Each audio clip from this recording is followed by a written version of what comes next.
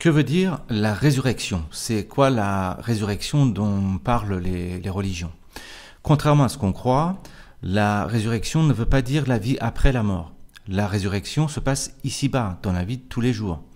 Mais le mot est bizarre parce que dans la vie de tous les jours, on est bien vivant. On vit, on bouge, on travaille, on fait plein de choses. Eh bien justement, le mot résurrection signifie que dans la vie de tous les jours, on est plus des morts vivants que des vrais êtres vivants. Ça veut dire que la vraie vie humaine ne consiste pas juste à apprendre un métier, à travailler, à fonder une famille, à avoir des loisirs, etc. Pourquoi? Parce que même les chimpanzés sont capables de faire exactement la même chose. Ils font des enfants, ils vont chercher la bouffe, ils s'amusent dans les arbres, etc. Imaginez un homme de 30 ans. Si on conserve dans un endroit tout ce que cet homme de 30 ans a déjà mangé, vous pouvez l'imaginer assis sur un monticule d'ossements et de matière morte. À 30 ans, il a déjà consommé 11 tonnes de nourriture. Donc, on peut se poser la question, à quoi sert cet être humain qui dévore des tonnes de matière vivante comme ça? Eh bien, la valeur d'un être humain est de produire plus de vie que la quantité de vie qu'il a déjà consommée. Et comment on peut produire plus de vie? Comment créer de la vie? Eh bien, on appelle ça la créativité tout simplement. Quand on découvre une solution à un problème, quand on crée un livre, quand on crée une entreprise, quand on crée une musique, quand on crée un nouveau plat dans la cuisine, quand on apporte une nouvelle manière de faire les choses au travail, c'est tout ça qu'on appelle apporter de la vie. C'est ça la résurrection, c'est ça la créativité. La résurrection, c'est quand on manifeste la vie. C'est quand la vie passe à travers nous et s'incarne dans nos actions. Concrètement, ça veut dire quoi? Ça veut dire que chaque matin, le monde se divise en deux parties. Ceux qui se lèvent pour prendre quelque chose, de l'argent, de la reconnaissance, des plaisirs, etc. Et il y a ceux qui se lèvent pour apporter quelque chose de nouveau. C'est ça la résurrection dans la vie de tous les jours. Alors, comment ça se passe concrètement? Eh bien, tout ça est décrit dans le Nouveau Testament à travers la parabole de la résurrection. Mais avant d'aller plus loin, ceux qui n'ont pas encore regardé les vidéos dans la playlist qui s'appelle « Introduction à la spiritualité », allez jeter un petit coup d'œil sur ces vidéos d'introduction. Sinon, la suite, ça va être assez chaud. Ça sera difficile à comprendre pour ceux qui n'ont pas un minimum de vernis sur cette chaîne. Alors, le décor initial est le dernier repas où Jésus et ses compagnons préparent la Pâque. On appelle ça la Cène. Et ça se passe, je cite, « en haut d'une maison, dans une grande chambre haute et meublée ». Déjà, vous voyez, on est au-dessus du mental, on est en haut d'une maison, là où règne la sérénité, on est dans une grande chambre meublée. Et qu'est-ce qu'ils font là? Ils préparent la Pâque, qui veut dire passage au monde spirituel. Pâque veut dire passage. Jésus rompt le pain et sert du vin dans une coupe. Ça veut dire que la conscience, Jésus qui symbolise la conscience, nourrit le mental par des pensées et des formes. Jésus donne des morceaux de pain, c'est-à-dire des morceaux d'information. Il sert aussi du vin dans une coupe. Pour rappel, le vin représente l'esprit, c'est l'esprit qui est caché dans la vigne, et le vin qui est liquide et sans forme prend forme dans une coupe, dans un récipient. Ça veut dire dans le mental, à travers des pensées, des signes, des formes. Ensuite, Jésus explique sa passion à venir, qu'il va être arrêté, qu'il va souffrir, etc. Mais un des compagnons qui s'appelle Simon réagit en voulant être aux côtés de Jésus dans sa passion, c'est-à-dire au même niveau que Jésus. Jésus prédit alors que Simon le reniera 3 fois avant le chant du coq. Qu'est-ce que ça veut dire? Eh bien, ça veut dire que Simon se croit de la même nature que Jésus. Simon qui représente un mental purifié, Simon est un compagnon de Jésus, et il se croit de la même nature que Jésus. Ça veut dire que le mental, si pur et si haut soit-il, il n'est pas de la même nature que la conscience. Le mental ne peut pas comprendre la conscience sans forme. C'est pourquoi Jésus annonce que Simon va le renier 3 fois avant le chant du coq.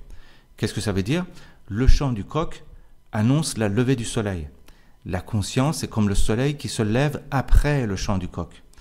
Le chant du coq annonce le soleil alors qu'on est toujours dans l'obscurité. Simon va renier Jésus avant le chant du coq 3 fois, ça veut dire que le mental ne peut appréhender la conscience ni par la perception, ni par l'émotion, ni par la raison.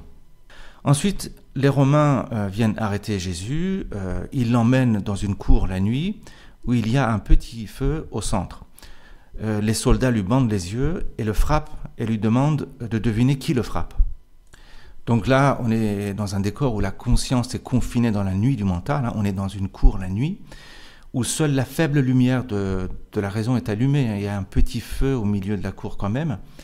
Et les pensées du mental malmènent la vie ou la conscience tout en se dérobant de son regard. Les pensées masquent la présence consciente. Les soldats voilent le visage de Jésus et ne lui permettent pas de voir quelles sont les pensées qui la malmènent. Ça veut dire que le mental nous malmène inconsciemment. Jésus, qui représente la conscience, a les yeux bandés. Jésus est ensuite emmené chez Ponce Pilate pour être jugé, mais ce dernier l'envoie chez Hérode. Ponce Pilate et Hérode deviennent amis, alors qu'auparavant, ils étaient ennemis. Alors c'est qui déjà Ponce Pilate et Hérode? Ponce Pilate était gouverneur et juge, et c'est un personnage qui désire prononcer un jugement juste dans la Bible. Il est décrit comme ça. Hérode, de son côté, est le roi de Jérusalem, mais c'est un personnage qui veut comprendre l'esprit. Il reconstruit le temple de Jérusalem et, je cite, il désire ardemment rencontrer Jésus. C'est ce qui est marqué. Donc, Ponce Pilate symbolise notre désir de vérité, de justesse de jugement, il est juge, et Hérode symbolise notre désir de spiritualité ou de la vie. Il reconstruit le temple. Mais ces deux désirs restent sur le plan mental, sur le plan matériel. Et on comprend que le désir de vie et le désir de vérité sont en fait une seule et même chose. Ponce Pilate et Hérode deviennent amis, alors qu'auparavant ils étaient ennemis. Nous comprenons alors que la vérité et la vie sont les deux faces de la même pièce. On parle de la même chose. Mais ce qui se passe, c'est que Hérode habille Jésus de somptueux vêtements et le renvoie chez Pilate. Qu'est-ce que ça veut dire? Ça veut dire que notre désir de vie habille la vérité de mots clinquants et superficiels et le renvoie chez notre désir de vérité.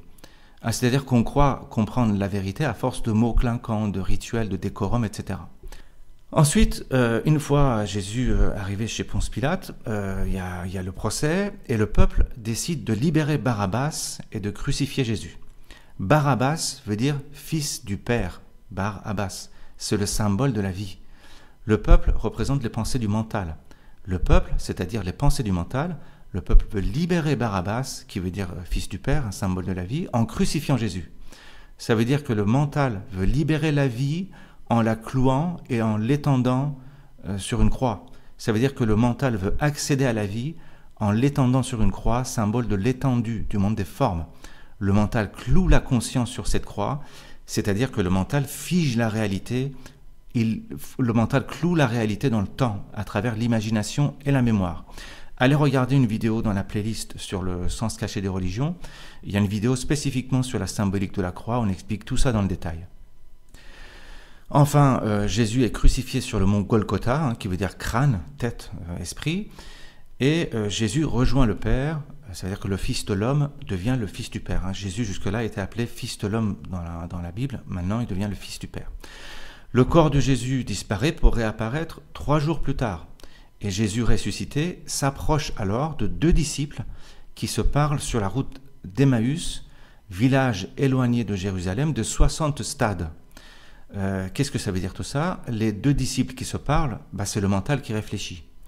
Et ils vont vers Emmaüs, qui est un village éloigné de 60 stades, c'est-à-dire un endroit en dehors du temps, éloigné de 60 unités. Les 2 disciples ne reconnaissent pas Jésus, mais l'emmènent chez les autres compagnons, et c'est pendant que Jésus leur donne du pain que, je cite, « Leurs yeux s'ouvrirent, et ils le reconnurent, mais il disparut devant eux. » Ça y est, c'est la résurrection. On est désormais connecté à la vie, c'est cet état-là qui est décrit. C'est un état où le mental reçoit des informations vraies de la conscience instantanément par flash. C'est pour ça que la conscience disparaît lorsqu'il donne du pain. Jésus disparaît quand il donne du pain. C'est ça l'état par flash, voyez. C'est ce qu'on appelle aussi l'état de présence ou d'éveil. C'est un état où on est connecté à la conscience qui fonctionne par flash instantanément, c'est-à-dire en dehors du temps. C'est-à-dire ici et maintenant, comme disent les orientaux. Donc, en conclusion, la résurrection veut dire activer la vie que l'on porte en soi et qui est coincée à l'intérieur de notre mental. Quand on active la vie sous forme physique, en faisant du sport par exemple, c'est une résurrection corporelle. On est en meilleure santé, on est plus présent, on est plus dynamique, etc. Et quand on active la vie sous forme d'intelligence, c'est la résurrection mentale. C'est ça le sens de la résurrection dans les religions.